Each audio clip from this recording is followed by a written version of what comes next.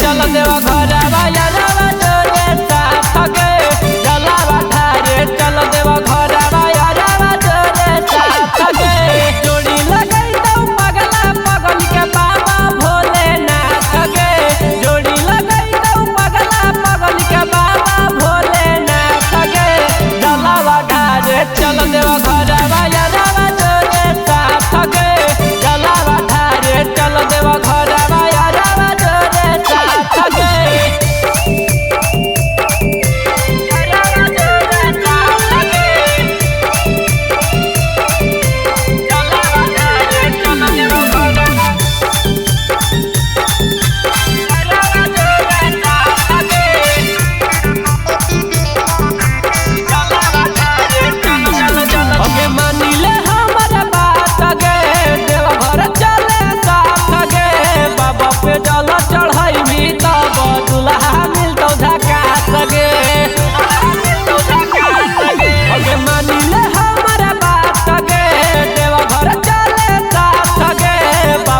जला चढ़ाई भी जब दुल्हा मिलतो झका सगे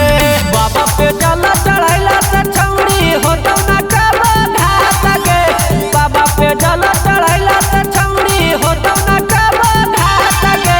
जलावा ढारे चल देवा घरवा यारवा जोरे साथ गे